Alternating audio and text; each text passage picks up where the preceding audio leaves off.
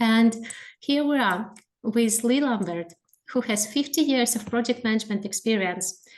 Lee is world's thought leader on project management methods and how they can be utilized to create and sustain value, created leadership, added leadership and collaboration capabilities.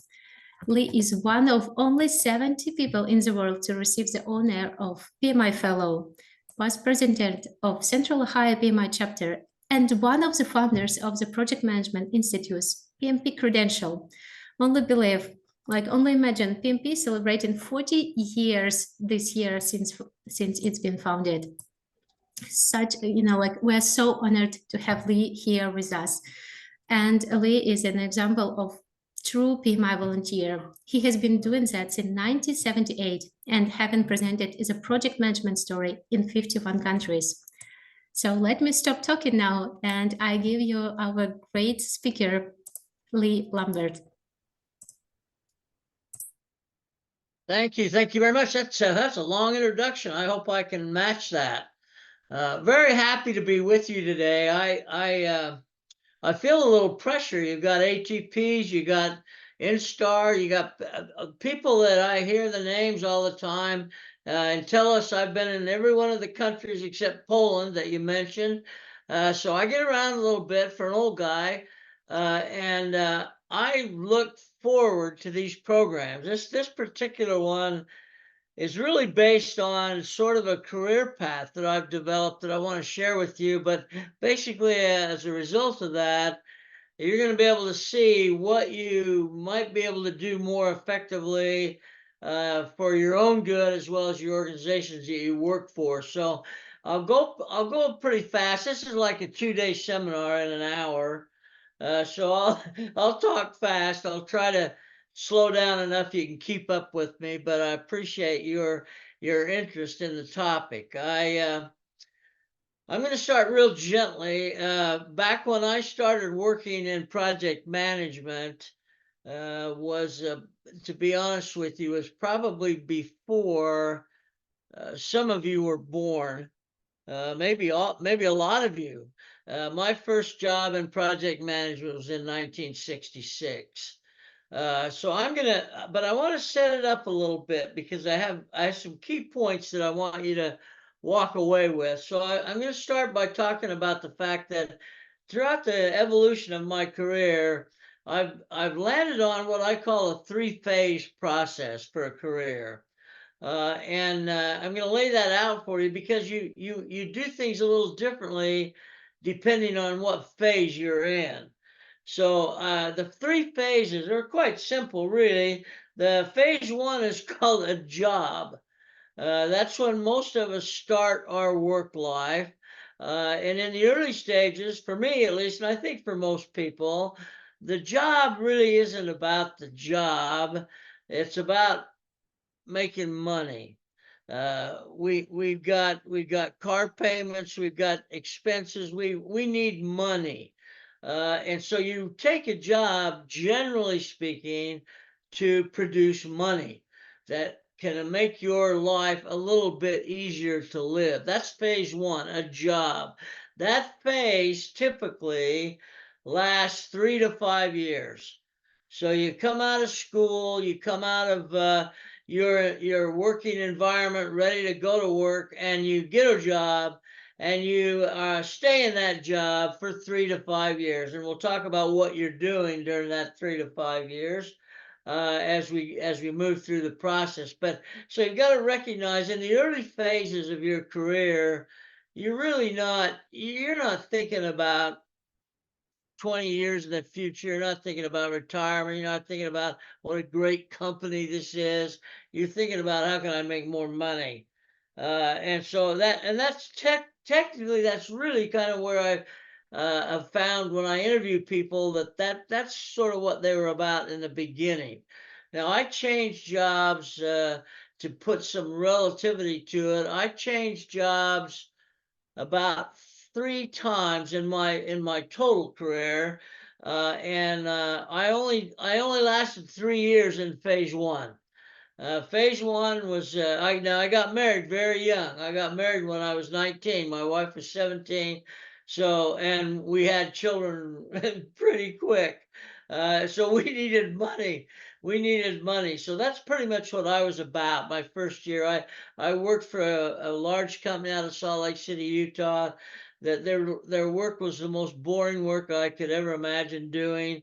Designing double wall storage tanks for cryogenic liquids. Now, that doesn't get any more boring than that.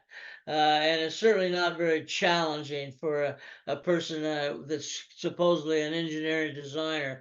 So I only lasted a year then. Then I started to find something that was a little more inspirational. And I went to work for a national laboratory run by the U.S. government. But our job back then was to produce shoot, nuclear weapons. That's pretty much what we did, and that was kind of exciting. That was stimulating, but the money was not good. So the money issue got in the way. So I started to look around after 2 years and ended up with General Electric, and that lasted 11 years. And then came some other stuff that I'll talk about. But nuclear was good to me from a work standpoint, but from a money standpoint, not so much. So I get through phase one of the three phases, and at the end of that, about almost 4 years, I'm feeling like, I'm sort of thinking maybe I ought to start thinking career here. And so when I got to GE, I was still doing engineering design work for a breeder reactor that generates electricity. France runs pretty much exclusively on breeder technology. And technically, that was very stimulating. I really enjoyed the work, but it still didn't it didn't bring the money. So even when I'm moving into phase two, which I'll call my career phase, so I'm starting to decide what I want to be when I grow up, essentially is what I'm saying.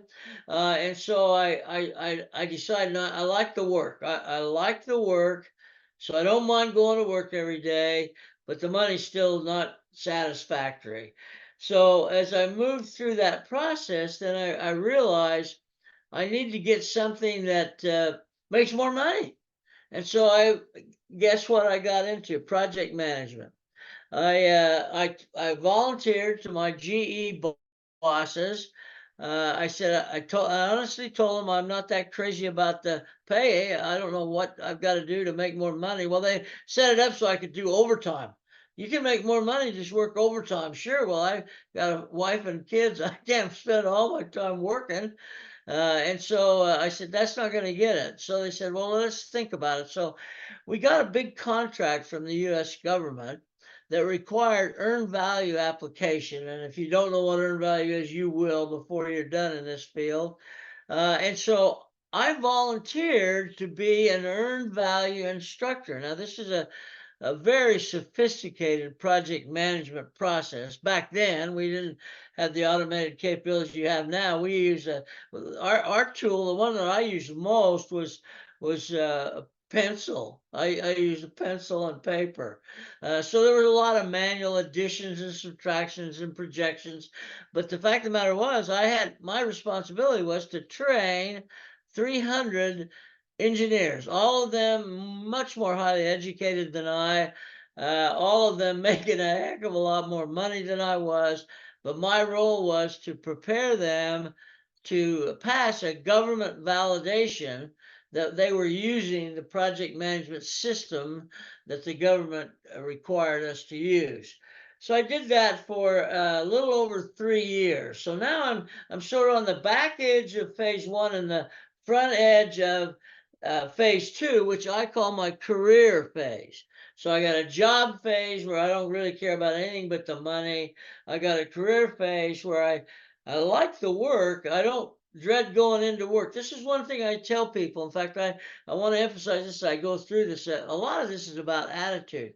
And what I try to tell people is if every day you get up in the morning and trying to think of reasons why you can't go to work, you're probably not through the phase yet. You're because my phase two got me to the point where not only did I not mind going to work, I actually would go in early and sometimes stay late. I liked the work, and I liked the fact that the finances were comparatively equal to the type of work that I was doing. So I stayed with that through phase two, my career phase. So I've said to myself, my career appears to be project management. That's sort of where I landed.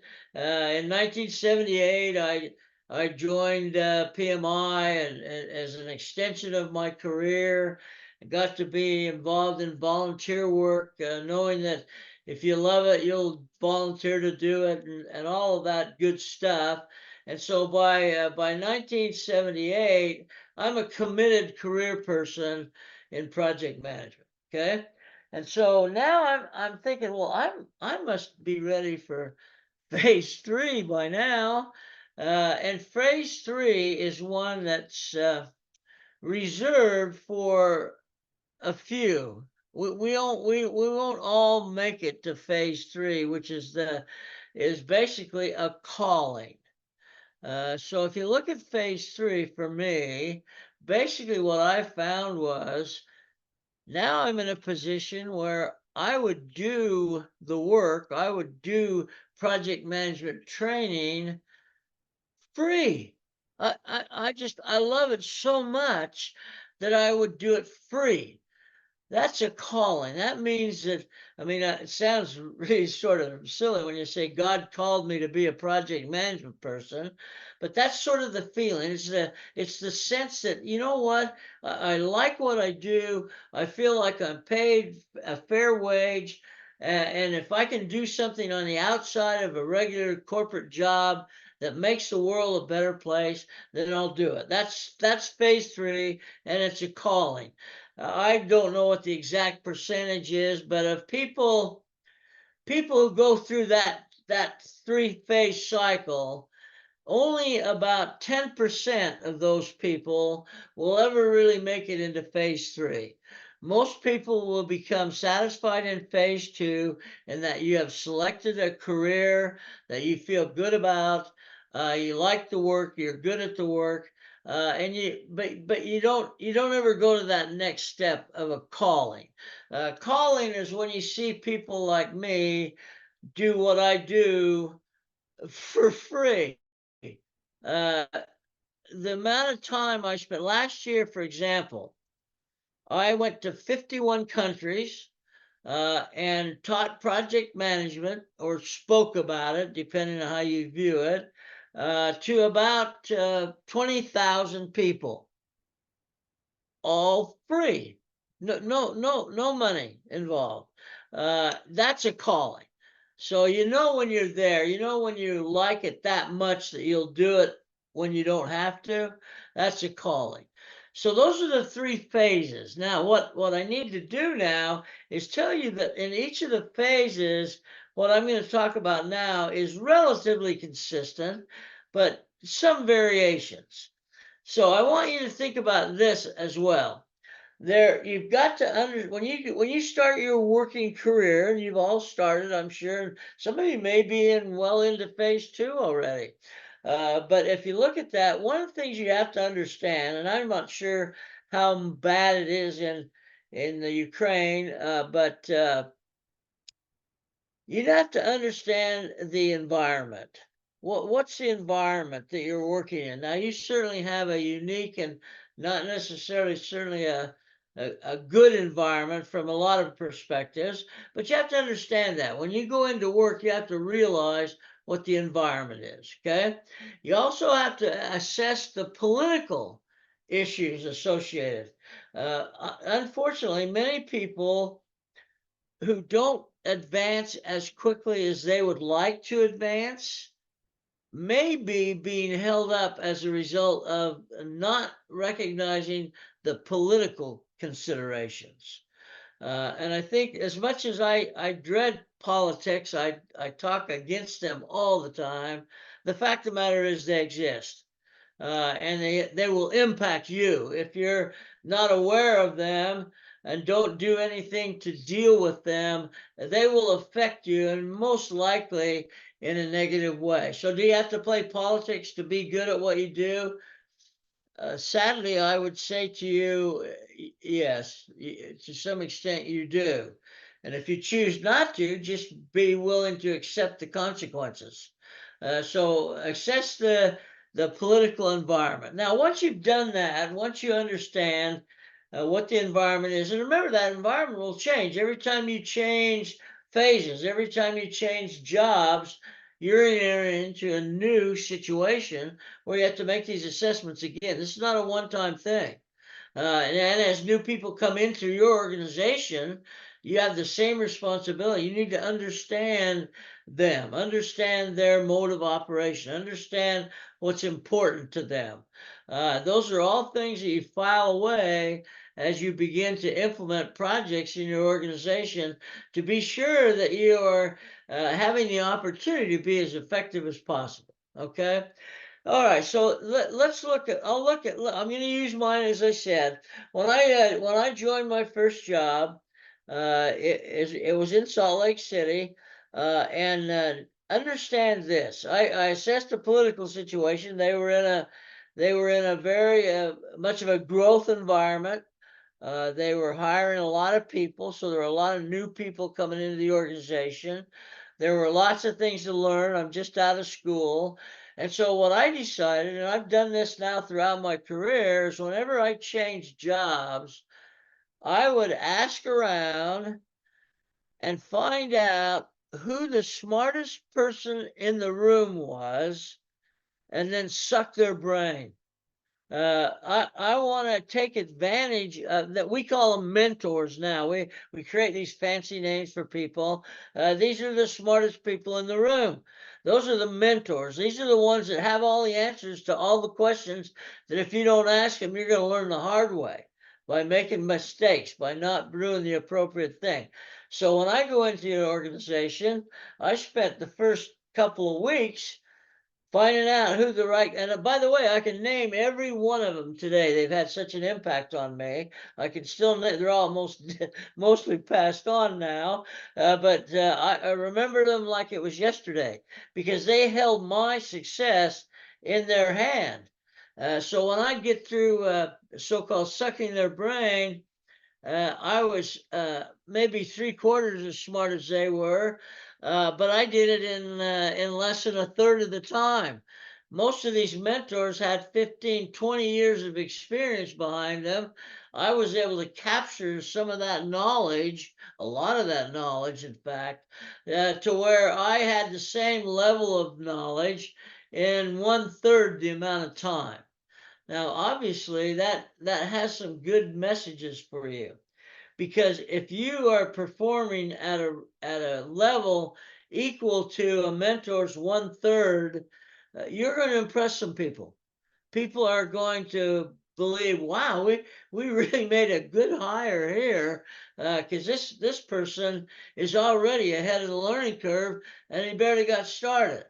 And so I spent probably a good bit of time doing this. The guy's name was Tony Rizak, and he was actually from Croatia, and he'd been there 20 years.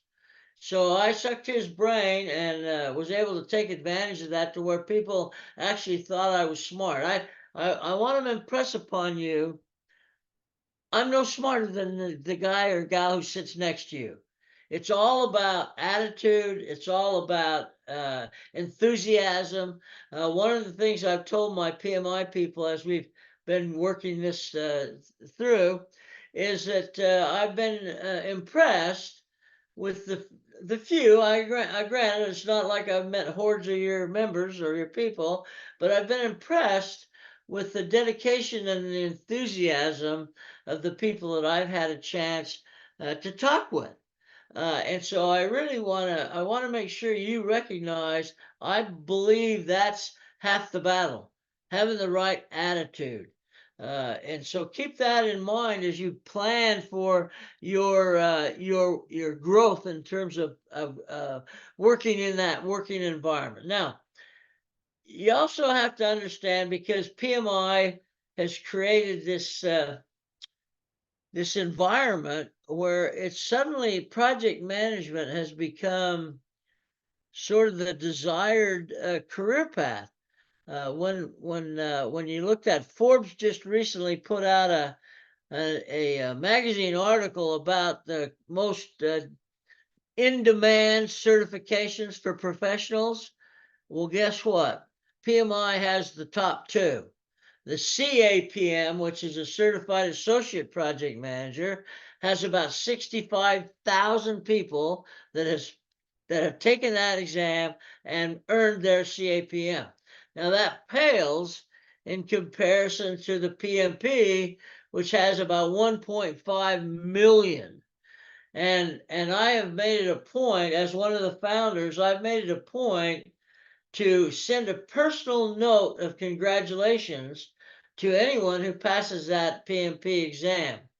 And right now it's I'm signing those letters at the rate of about 8 to 10 per day. That's how much interest there still is on the PMP. Now remember, being a certified PMP doesn't guarantee you anything unless you combine it with the other things we're talking about. You can have all the knowledge in the world, but if you don't know how to put to work for you, it's not going to do you any good. And so you have to watch that in a way that becoming professionally certified, and I see you have an ATP, which is an important role in that preparation to take that exam. That you have to realize. Here's my view. I tell people who are taking the exam that passing the exam should be considered the start, not the end of the process. All it's really proven is you know how to take an exam. Now you have to actually put it to work. Now you have to actually put it to work in a way that it adds value. We're on this big value add idea now, and I love the idea. Sometimes it's hard to quantify uh, how you can determine how much a PMP brings in the way of value. You can't, not based on the PMP. You have to see what the work output is and what are the outcomes of applying those techniques. So look at it from that perspective. So I did that.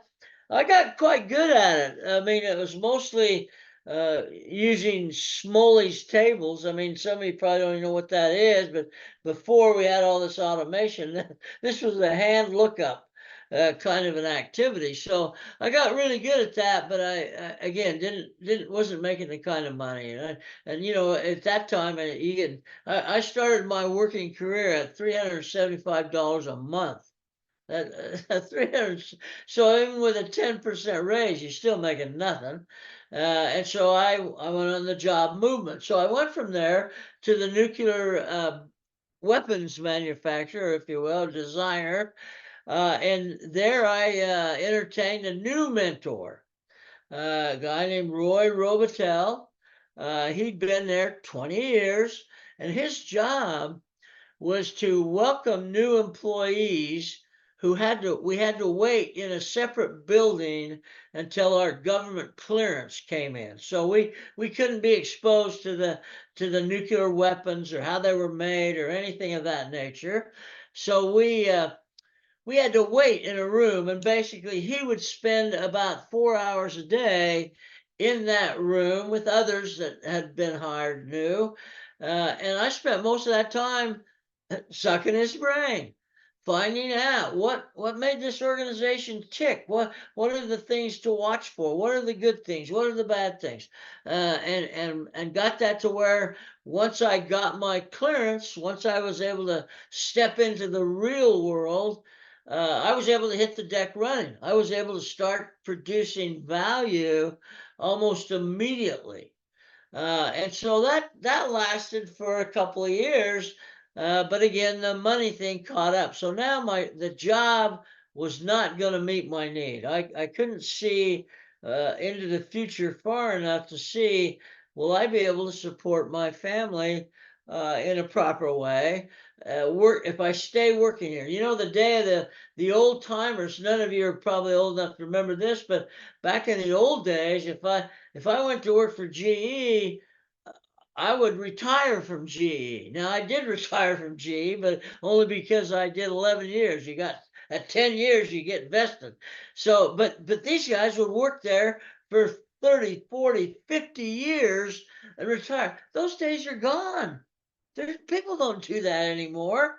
That's why you change jobs every 3 to 5 years, because you need stimulation. You need additional information.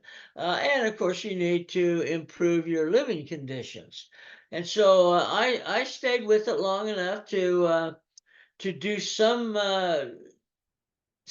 acknowledgement of what the career possibly could have been, but I couldn't see far enough into the future. I couldn't extrapolate the numbers of salary compared to the performance to represent anything that was going to get me by. Maybe it was for my wife, I'm not sure, to get her by as well. And so that's when I changed to a large contract research organization. Uh, Name of the organization is Battelle, not Mattel, the toy manufacturer, Battelle, the largest contract research organization in the world. And this is where I landed on career. I got a substantial increase in finances to move from California to the state of Washington. Significant amount of money increase and incredibly enjoyable opportunity to put my engineering design knowledge to work. So now I've satisfied the financial. I'm doing what career people do, coming to work and loving what they do. And so there, I started to think about this. This could be my career. This could be what I do for the rest of my working life. And after about 8 years of that, PMI came to me and said, we are thinking about developing a professional certification program for project management. At that time, this was in about 1981, at that time, there was no certification for project managers. At that time, project management was something you did in your spare time. Oftentimes it was an engineer, primarily it was an engineer, and they were asked to do the project management stuff as you and I recognize it, the schedules, the estimates, and all the things that go with that. They were asked to do that in their spare time when they weren't doing engineering work. And so it had been that way for a while, and they were getting a lot of rebellion from engineers. Well, wait a minute, I want to be an engineer. I don't want to be a project manager. I'm not doing that stuff, because all engineers don't embrace project management like some do. And so they said, we want to create a certification program that creates a place that people can call their career, that their entire focus is on project management. And they said, Lee, we'd like you to be an active participant. We want you to focus on two areas: consulting. So they want to get consultants who choose project management as their career, and we want you to focus on R&D. So they took my working career, basically what I determined my career was, and said, we want to translate that career into the requirements that are necessary to become a professional project manager. So I jumped at the chance. It's a first ever opportunity. So again, for a calling, that's the kind of thing you're looking for.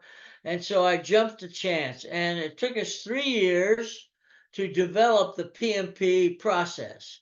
That meant we had to develop testing, we had to develop post-examination testing. We had to have volunteers that would run the test evaluation in terms of pass-fail. It was a big job, okay? But it was a test of my project management skills, because one of the things that I learned from that exercise was that if you can get volunteers to do work. You can get anybody to do work. You've got to remember the reason volunteers volunteer, and I hope you understand this, is because you like what that is you're volunteering for. I've never known anybody to volunteer for something they hate. I just don't think it works that way. And so what I think is important to know is that if you feel like you don't mind doing that as a volunteer, like this program for me is a volunteer program. If I don't mind doing this program, I don't mind doing it. I'll volunteer and I'll do it. If I hated your faces and didn't want to talk to you, do you think I'd be here today? No. Why would I do that? So that translates to an attitude that needs to be present if you're going to be productive. In other words, you have to like what you do. And what we've learned from children is that when they like what they do more of it. They do more of it. And so what I try to do, and what you should try to do, is convert your attitude into that of a volunteer. And now the reason this is an issue is if you say, okay, I think I'm going to do that, but now I got to figure out what it is I like to do so that I can create a volunteer opportunity. That's the hard part. If you're in phase 2 of your career, you're going to have to look at that very carefully and determine what is it that use a term that's probably not proper. What is it that turns me on? That's really what I'm looking for. So when I have people that come to work for me, one of the first things I do is spend an hour or 2 hours just talking with them, getting to know them, and finding out what is it they really like to do.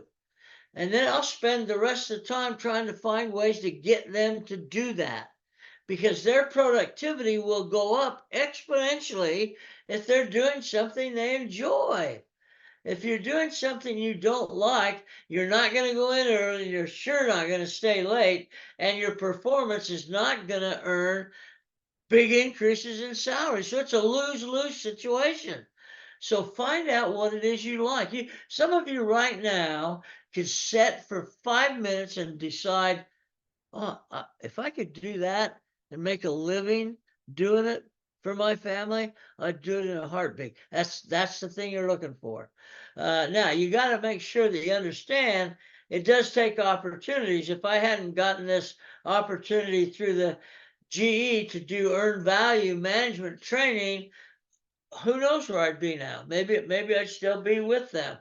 But the opportunity was created and I took advantage of it. So second step in career phase, convert to a volunteer attitude if possible. Okay. Now, what do you do if there's no volunteer opportunity? What do you do? Well, you create one. You create a volunteer opportunity, and then you make sure people know that's what you do, and you do it well. So you can't wait around for the organization to find something that you like to do.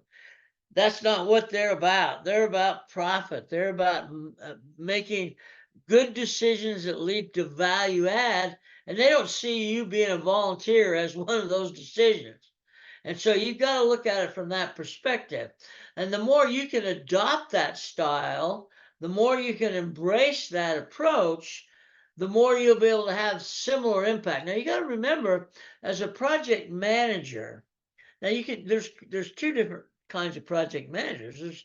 There's an individual project manager who doesn't really manage jack, basically does work on the project. That's an individual contributor who somehow got the title project manager. That's okay. I don't care what they call you, as long as you know what the work is. But the second kind is a true project manager. Now, here's why what I've told you so far is so critical. And maybe you get this already, that one of the reasons I fell in love with the concept of project management is that you don't do work. I love it. One of the things I learned early on is Good project managers, effective project managers, don't do work. They get work done through others. In other words, you multiply your contribution by the number of people that are working for you. While you aren't working, you're just making sure that you're orchestrating all of these people to get the work done that the project needs to have done. If I do work, if I'm a project manager, do work, only amount of work I'm going to get done is what I can do physically. If I marshal up 5 people on my project to work on the project work, I've gotten 5 times the amount of work done. So you've got to understand that. Unless you love to work. I mean, some of you, I'm looking at some of you in your photos, maybe you like to work. I don't know. It's kind of sick, really, when you think about it. But I like to work too, if it's the right work. If it's the right work.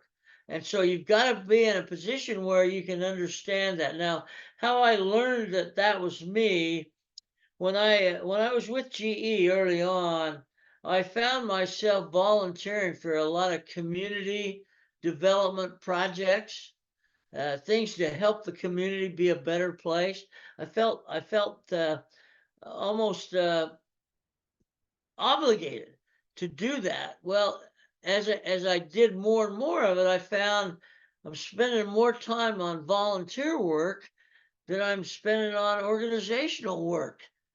Now, my management noticed it too, but the fact of the matter was, I realized the reason I did that is I wasn't getting the personal satisfaction when I was at work that I got when I was working on a volunteer project that I volunteered for because I wanted to be there. So we have to create the environment. Project management people need to create a good environment for these sort of things to happen.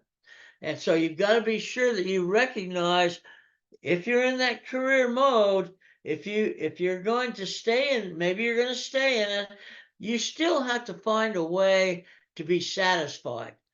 Uh, there are people who are okay with that, but the bulk of the people that I work with are all sort of like me, wanting to get to the next step. Well, they do that based on the value they've added to the organization. When I went to work for this research and development organization, the salary wasn't as good as I'd hoped it would be. It was much better than I had. So after about a year, and by the way, I was competing with a PhD and 2 people with master's degrees for that job. Well, I got the job, and I got the job because of my attitude about, there's nothing I can't do. Give me a chance, okay? So fortunately, I had a manager who believed in that concept, and so I was given the chance, and my performance knocked their socks off. To be honest with you, that was my first PMO. I'm credited in a book by a guy named Paul Dinsmore with developing the very first PMO in 1977. And so I had created that environment. I utilized my people. We got lots of stuff done that nobody thought we'd get done.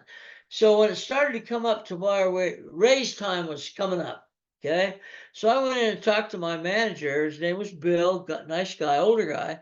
And I said, Bill, I just want to make sure you understand that we have done the work of 2 organizations this year, and far beyond anyone's expectations.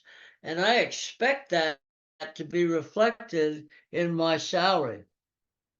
I don't have anything against asking for what you deserve. I'm working with Slovenia right now on some negotiation programs, and we make a point to say you don't get what you deserve, you get what you negotiate. So I was kind of practicing that with Bill. And I said, I expect to be justly rewarded for what we've accomplished. And he said, well, I'll do my best. And so since I was a manager at the time, I knew what the resource pool was. It was 3% to be divided among everybody. Well, that doesn't leave much for a big salary increase. So I warned him. I said, I mean, I didn't say that I would quit, but I think he got the message. And so finally it came race time. He called me, and I was so excited. And he said, Lee, he said, I just want to, before we talk about your salary increase, I want you to understand that I'm a little bit worried about it. Now I'm thinking he's going to tell me I get 3%, 4%. I'm a little bit worried about it. I said, well, what? I don't understand. And he said, well, you'll see. And he gave me my raise. He gave me on a piece of paper. He said, this is what I was able to do for you. And I looked down at the paper, and it said 34%. 34%. I mean, I've never got that again, never would have gotten it. And many people told me, you'll never see that again. But the fact of the matter was, he filled the gap. He understood what he was doing. But I said, but you said you were worried about, why were you worried? And he said to me, and I've never forgotten this. Uh, he said, I'm afraid I've done you an injustice. I said, well, I don't know, 34% seems pretty just to me. And he said, well, the problem is, I don't want you to expect this every year. This is a one-time thing. And I don't want you to be depressed if next year you get 3 or 4% like everybody else, because we've tried to fill the gap this year. Well, he was right. I would have been. Had he not said that, I probably would have been. But I understood. So here's my point. If you're in a job, if you're doing a good job, tell people. Don't. If you wait for other people to recognize how good you are, it ain't gonna happen. I make a point of telling people I work for how good I think I am. And then if I get half that good, I'm happy. But if you don't say anything, I worked in jobs in my job phase and in the early part of my career phase, I worked in jobs where I felt like I was doing a dynamite job, but when time came, nobody recognized it. So now I make it a point to tell people if I think I'm doing a real good job. And if I don't think I'm doing a real good job, I tell them that too. And then right on the heels of that, I ask for a development opportunity. What can I do to fill that void? If your expectations are X and I'm performing at Y, what developmental capabilities do I have to incorporate to cross over and equal an X in terms of performance? So you can't be shy. If you're shy, you're just going to end up taking what you get the rest of your life. So if you're good, let them know. If you're not, get good. Get development opportunities. Okay. So we did that and we got those things taken care of. My salary jumped up, huge jump, 34%. I don't know if anybody ever got that again, but I was sure happy with it. And so I took that final career opportunity in Columbus, Ohio, where I am now, where I live now. Came here on a temporary 3-year temporary assignment 42 years ago. So it didn't work out to be as temporary as I thought.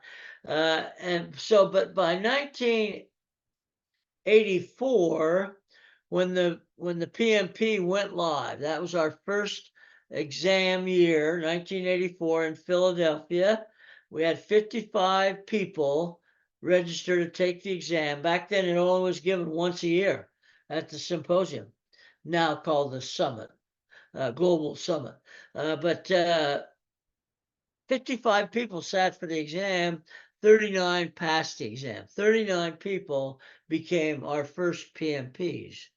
And that was the beginning for me of my real active on call, because out of that came the idea, and some of the ATP people will recognize what I'm saying, came the idea that this is going to be successful and there's going to be a lot of people that want to be prepared to sit for that exam. And so I became a PMP prep exam teacher, and then broadened that out to represent the entire body of knowledge. And so all I did from 1984 to about 2009 was train people to be ready to sit for the exam. Now the feedback you get, you can become better and better at the training. I certainly wasn't polished in the beginning, but by the time we hit 2009, which was the year that I was named a PMI fellow, we said 70 in the intro. I just checked today. There's been 85 PMI fellows since 1969. And unfortunately, 26 of them have passed away, including one of our last living founder yesterday. And so we have to understand that this wasn't an instant success. However, once it caught on, we're testing thousands at a time. I'm told, and I can't validate the number because it's sort of confidential, I guess. There are 20,000. Let me say that again. There are 20,000 PMPs in China. 20,000 PMPs. We're not allowed to have a PMI chapter in China. Their rules are very strict, and you can't have organizations like that where you have members meet and so now all they do is take the PMP exam so that they improve their capability to manage projects. So if you look at that process now, on the back end of that, since 2009 till now, I stopped training. I quit training because I found that my calling had moved beyond training to that of an evangelist for project management. In fact, I used to get people that say to me all the time, "You should have been a preacher." I said, "Well, I would have been if there was any money in it." And so you got to realize that my last phase of my calling, and I'll die at that phase, was evangelistic. Wanting to see that the beauty of my work, the feeling that I get from doing what I do, is coming from you, the students, you, the people that sit in the programs. Okay. Now, so the longevity side of it, it is something that says basically, if you follow my first phase rules, think about your job and the environment and the politics and all the things that I've mentioned to you, then you're going to be able to stay in that job as long as you choose. In other words, there are occasions when there are layoffs that need to be done because of financial reasons. I understand that, but the fact of the matter is, I really think that you have to be aware that you can stay as long as you want. I could still be back at that double wall cryogenic tank manufacturer if I had wanted to, because I would have built up a reputation that said that we don't want to lose this guy. Well, you take control of that. If you want to stay, stay. Do what you need to do to make staying the right move for you. It's got to be personalized. Don't take others as your example. Create your own example. I've given you some insights. Worked for me. Would it work for you? I don't know. I don't know. You have to develop that capability and work with it in that way. So keep a positive attitude. Find a mentor that you can trust, that you believe really can add value to your knowledge level. Okay, and spend time. Spend time. Mentors are a big deal right now in PMI world. We're recognizing how important they are, and attitude, positive attitude. You'll have setbacks. I've had plenty. Don't think my life's been all rosy because of doing all these right things. I've had plenty of setbacks, but you bounce back from those. Your attitude is such that you just keep on going. Some of you may know I lost my leg in it wasn't an accident, it was an infection. I had to have it operated and taken off.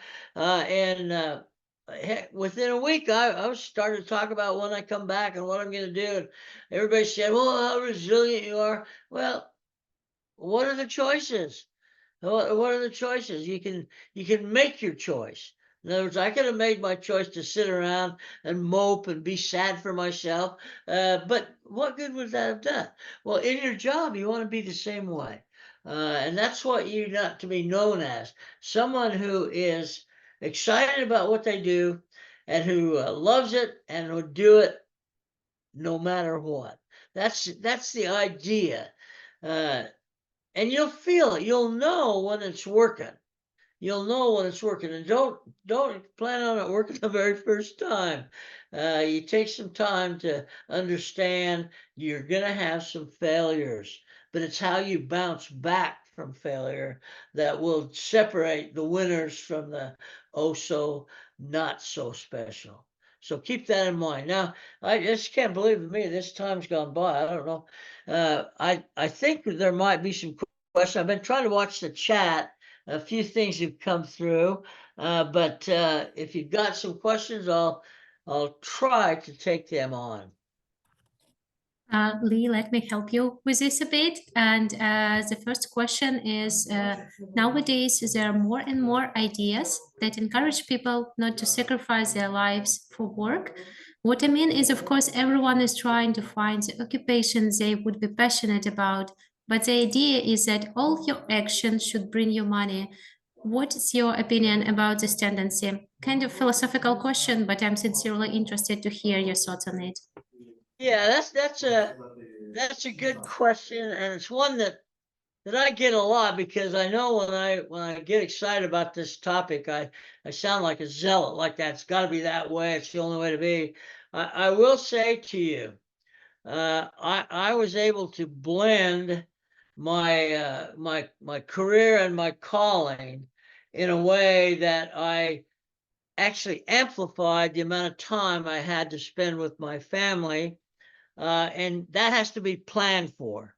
If you find that you're ignoring your family, ignoring your personal responsibilities in the interest of your career, then you've gone too far.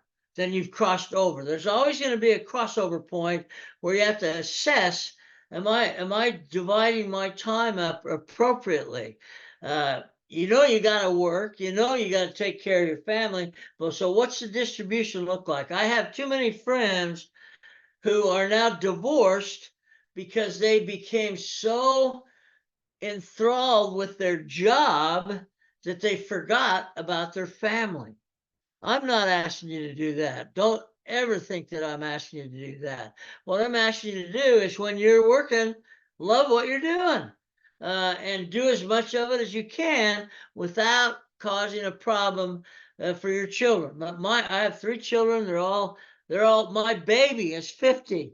I've got an attorney, and I've got 2 MBAs. I spent a lot of money.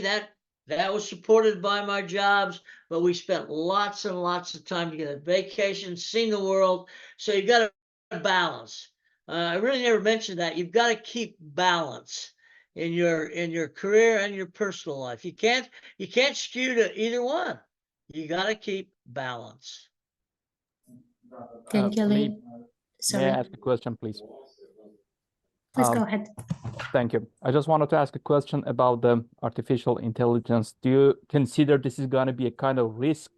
Does it mean that everybody's going to soon lose the jobs and the careers and stay only with the calling as volunteers? Do you think that AI is a risk for project managers? And cut the long story short, do you think that project managers in IT industry should necessarily learn coding? Is it help or not? Thank you. I think, well, that's a darn good question. I'll tell you what, I've been a little fearful of AI. Okay, so I'm going to admit it right up front.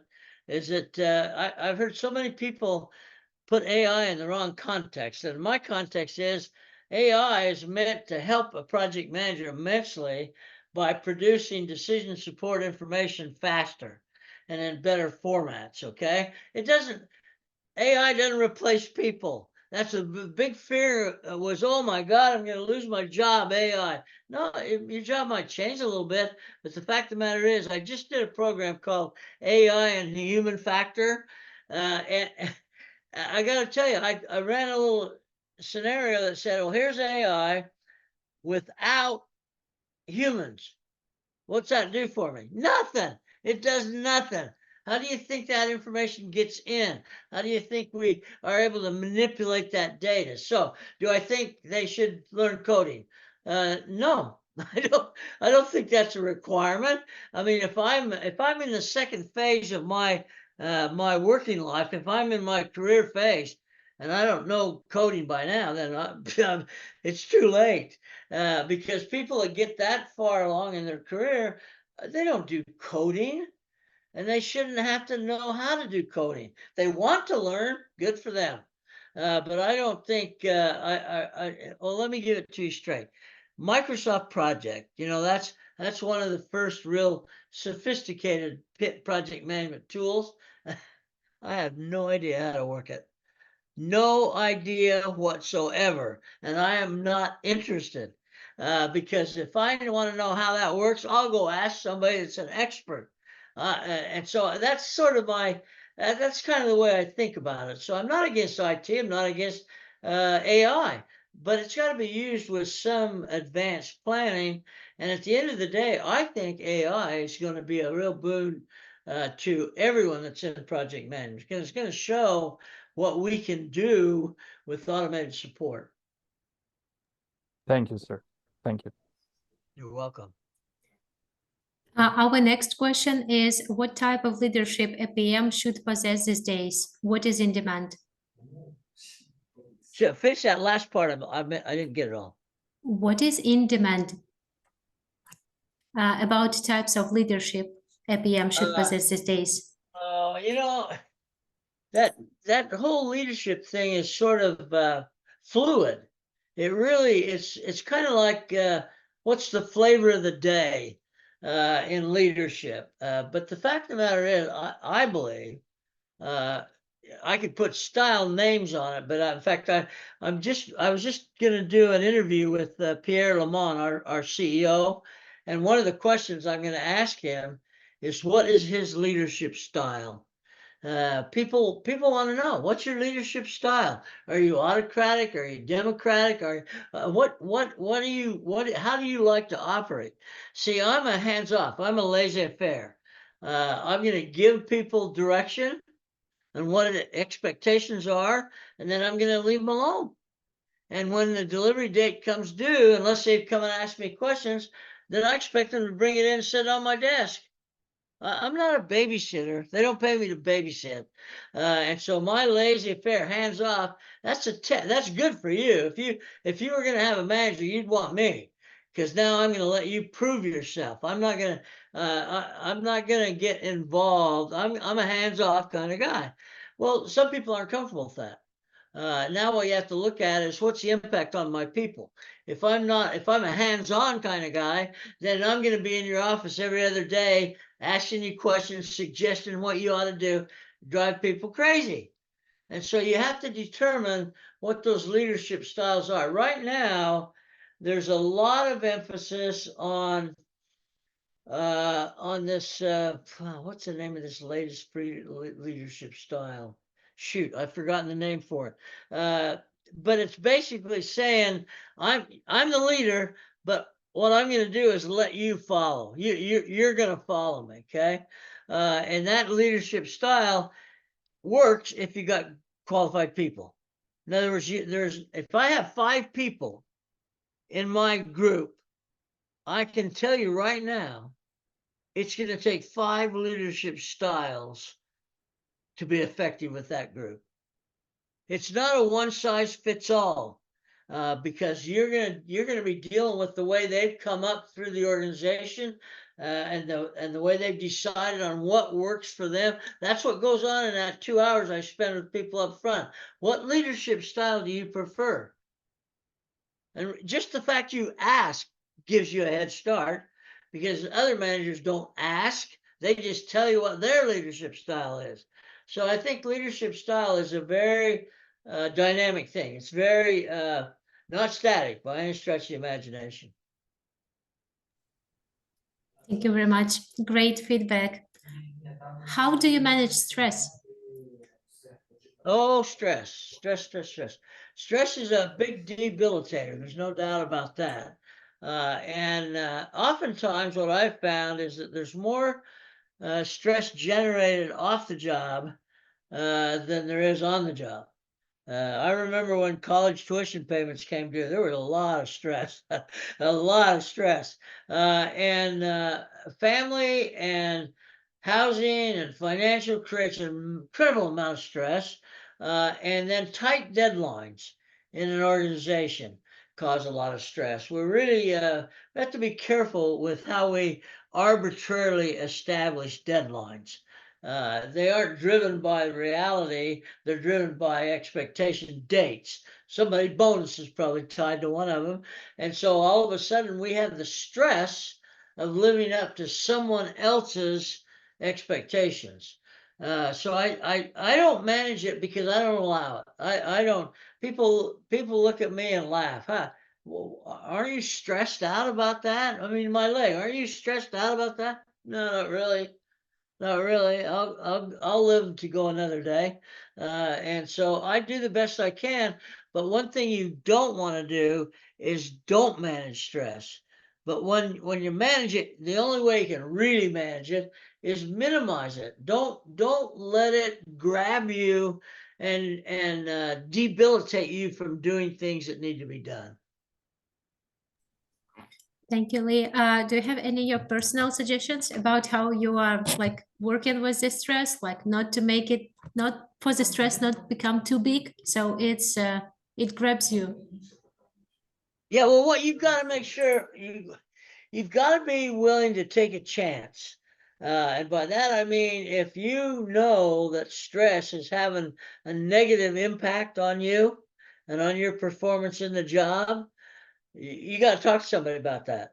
One of the positions they're building into many organizations now are people that deal with the employees from a stress perspective, because we know how debilitating it is when you start to see sick time or days away from the job rise. There's a good probability there's some stress issues going on. Well, now they've hired professionals, because when I was a manager, I used to try to counsel people on that until the legal people said, "Don't do that. Don't do that. You're opening yourself up to criticism. If they're having a problem, refer them to a professional."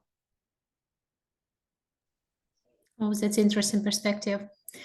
Our next question is, have you ever thought to give up on project management? If so, why? I did give up in project management one time. I was still in the job phase, but my dad got me a job doing construction, and it was a great thing. I mean, biggest favor he did for me. So the day I went to work, first day I went to work, we were digging for forms for cement pour, and I lasted in that job about 4 hours. 4 hours, because what I discovered, and it's made the difference in my career, is I don't like work. I just don't like work, and I don't see project management as work. I see it as a challenge. I see it as an opportunity. But I would have gone into construction. The money was awesome for a young kid. Money was really good, but they out of that, for that money, they expect me to work, and so I passed on that. Wow, great experience actually, you know, when you need to make a choice and it's kind of a negative choice, right? When you need to say like, no, not for me, I will go to pursue further. What is the top 3 hard skills for the PM in IT? IT, it's informational technology. Maybe we can make even this topic even a bit more broader, like top 3 hard skills for the PM. The beauty of project management is it applies to everything. There are so many opportunities. As I travel around the world, I make a point to look at employment ads or whatever they're called in those countries, and invariably I will find more than 50% of the ads for employees are project management based positions. It's the big thing now. People have begun to realize, we've known it, some of us have known it for years, that the secret to success is effective project management. And people are beginning to realize that now. It's getting enough publicity around the world. You got to remember, PMI started as a North American organization, primarily the U.S., with some Canada. We're now in, we have 309 PMI chapters, literally around the world. My mission is to go to every one of them. I'm only at 51, so I hope I live a little longer. But you can begin to see people get it, that everything is a project. Everything is a project. And the same fundamentals that we use in building a building or installing a pipeline is applicable to things that we do around the house. Everything is a project. So one of the things I am getting involved in early on is spending time teaching young people. Where PMI is actually implementing some high school level programs to where we can build interest in project management before they get set on some other career. So we're trying to expand that to so people understand, if there's anything that has a start and has a finish, by golly, that's a project. Thank you. Lee, what are the 3 books every manager should read? Oh, 3 books. That's pretty easy, really. I have 317 books in my library. 317. I've read about 7 of them. And the reason I have 317 is authors keep sending them to me for review. And so I review them, but not reading them for content as much as credibility. And so the ones that I found the most useful, and I make a point to put about 5 books every week on the internet. But there's one called, it's just got a really unique title called Project Management. It's written by 2 college professors at Oregon State, in the state of Oregon. Gray and Larson are their last names. It's available. It's way older than the edition I have is out of date. But that's the first one. The second one is Paul Dinsmore's book on human factors. Now, Paul's passed away. He was a fellow. He's passed away a couple of years ago. But it was the first book that really addressed project management from a human aspect. Back then, most people thought it was a Microsoft project and other automated systems, and Paul brought people into the play. Now, there's been a new book by the same title, Human Factors in Project Management, by a lady named Denise Thompson. And I did a webinar with her not too long ago, and it fundamentally says a lot of the same thing. So either one of those would be adequate for sure. And then the last one that I like to recommend because of its uniqueness is called the AMA, American Management Association Handbook of Project Management. And the reason I like that book is what they did was they went out to authors that were considered highly ranked in the field of project management and asked each one of those authors to prepare a chapter based on the work that they do. In other words, what area they work in, how they go about working it, and so on. I was invited to do a chapter on earned value. And so I did. Well, so what happened is we ended up with about 38 authors. So 38 chapters. And it reads like the who's who of project management. And I haven't read all the chapters, I'll admit, but every chapter I read was better than the one that preceded it, but it was different. There's no 2 chapters the same. So you get a chance to buy one book and get validated information from people who are highly recognized. Ricardo Vargas, Antonio. You got to remember, these people have been in this business for a long time. Now this is in its 5th edition, so they refine it and expand it a little bit each time. But the 5th edition has been out for a little while now. But that one, and I know I checked, all these are still available. They're not cheap. I think that last one is pushing $100, but it's an investment that is well worth it.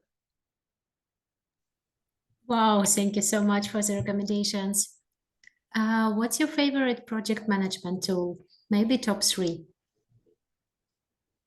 Well, my favorite, in fact, it kind of plays into AI. The best tool that I can use. Well, let me put it a little differently. One of the areas in the PMBOK is called risk management. Some of you probably are. I mean, you're probably aware of that. Risk management. Okay. I personally think risk management should be one of the most active concepts in project management. Risk management can minimize the downside that comes over time. In other words, I address risk early on. Well, so if you take that idea and say, okay, then why doesn't everyone have a risk management professional certification? Well, hell, I don't know, because it's one of the most valuable tools. And now with the AI coming on like it has, one of the big benefits, and that's I earned a lot of credibility in this with earned value. One of the benefits of an earned value process is it can project history into representative data in the future so that you can predict what your project's going to do when it's over. In other words, if I take a 1-year time frame and I gather 3 months worth of data, historical data on that project, I can project that data into the future to represent the finishing of that project. Now, here's what you got to recognize. What that means is, if I can project the status when it's done, and management goes, what the heck? We can't have that. You mean you're going to be $1 million overrun? Yeah, that's based on a 3-month performance. So the only way I can avoid that $1 million overrun is to fix it, is to manage the risks that I'm going to encounter. So I think that risk management with the use of AI is probably the best thing you got going. Any manager that you work for will give an arm and a leg for you to be able to tell them what the end of their project's going to look like. And you can do it with confidence by using AI. The only catch, and I have to be sure I point that out, is that the quality of the historical data can have an impact on how valid the answer is. So you have to be sure that that historical data has valor. We joke about this all the time. I'm pretty sure you've probably heard this: garbage in, garbage out. So if we put bad data in, we're going to get bad data out. So we do have to still be sensitive to that. Any good IT person knows that saying very well.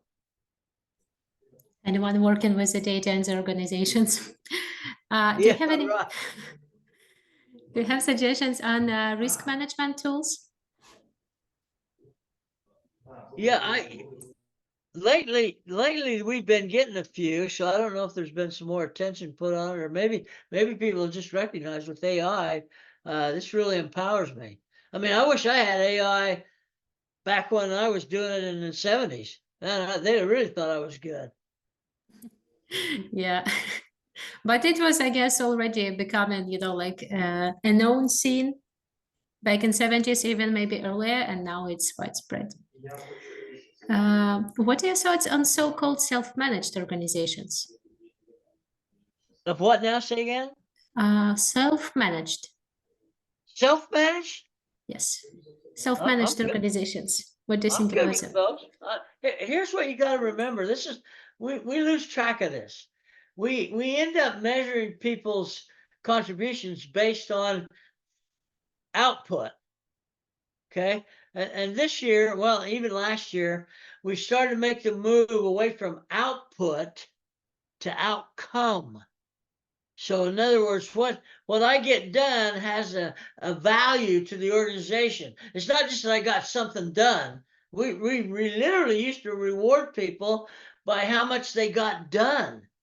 Well, what the hell? I want to know what you got done and what value that added to the organization.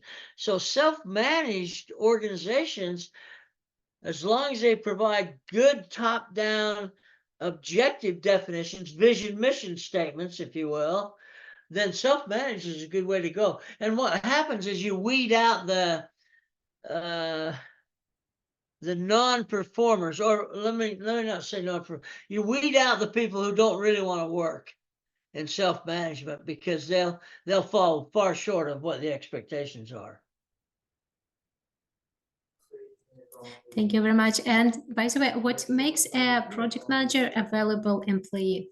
I guess it's kind of related to the ones that you have been answering before. Well, you got to remember, every project manager is going to be different. And they're going to capitalize on it. It goes back to my point of know what your strengths are. So if somebody wanted me to be a Microsoft project scheduler in my project, I'd be in big trouble. I'd be in big trouble. But if that's a strength, in fact, I will tell you that I did one job as my first job as a consultant. Was a $1 billion organization that I did a job for them. In fact, it's a diabetic meter. I still use it today. I have diabetes.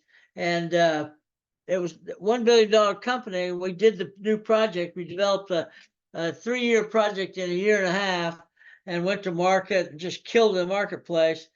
And 3 years after we introduced that product, that company was acquired by Roche Labs for $11 billion. And so you begin to recognize where your strengths are. In that case, I was able to motivate a team of about 205 people to literally perform a miracle. It's been written up as a miracle project to deliver a finished product ready for the market that usually takes 3 years in 18 months. And that you can imagine that opened some eyes. Why are we taking 3 years to do them? Now, granted, the team of people worked 14 hours a day, 7 days a week for 18 months. I understand that, but they did that because they wanted to, not because I made them. Oh, so many inspirations, like about your achievements and projects that you were driving. Thank you for sharing all that. My And pleasure. I believe that out of one of the last questions that we have, yes, this will be the last one. With the increasing emphasis on remote work, what advice do you have for managing projects in a virtual environment? I shouldn't tell you this because we're doing virtual right now. I hate it. I really am not a big fan of virtual work. But the fact of the matter is, it's just like I just posted some sayings today. And one of them was, life ain't fair, get over it. And that's basically what you got to do. It comes as when the COVID thing hit. Of course, we couldn't go do our thing, what I do normally. So that year, I did 65 virtual webinars like this one, 65 in about 42 different countries, and hated every minute of it. I don't like, in fact, I like the fact that you've left some photos of some people. Eye contact's really important for me. And so that you don't get that in virtual. Now, it takes a special brand of management to effectively deliver on virtual projects, and I think we're still in the learning curve on that. I've seen a lot of books come out in the last 5 years about managing virtual projects, and I think there's things we can do. I think we can make them hybrid, if nothing else, and be able to do that in a way that allows some face-to-face. In other words, Stephanie and I have talked about this. If that darn war ever gets over and it gets settled like it should, I want to come there. I want to meet you all and talk about what what you've done successfully and find out how you did that. I learn something every time I do that. So I'm hoping to keep the virtual to a minimum. I'm still doing them this year because it's been a crazy year. But generally speaking, out of the ones I did last year, I think I only did 4 or 5 virtual. Everything else was physically present in the country that I did them in. Yeah, physical presence is like indeed like what we lack of, and currently in terms of wars, this is what we lack especially. So I really hope that we have much better, much safer situation in Ukraine, so we can meet in person. It will be so amazing, and I mean, of course, it has quite different vibes and attitude. One more scene that we promised to do is the lottery. So it will be just a short scene. Let me share my screen. It will be quite fast. So as you see now, this is a list of people who will be taking part in it. And let me copy it, post it to random work. As you see, nothing is here. And the person who becomes on top of it is the winner of the consultation. So just let me first randomize. And we have Katerina Moroz, who won one of the spots with Yuli for the private consultation. Just in case, you can see that here it's a different name, so everything is fair. Congrats, Katerina. Thank you. I'm not sure if a leader of the board can take this, yes, how to say, this prize. I believe that wouldn't be fair, but I'm happy to volunteer my win to those who provide the most the question that we like the most. So maybe that would be a bit more fair. Okay. How does it sound? Lee, is that okay with you? Sure. So out of all the questions that we had today, we had quite a lot. Which one was your favorite?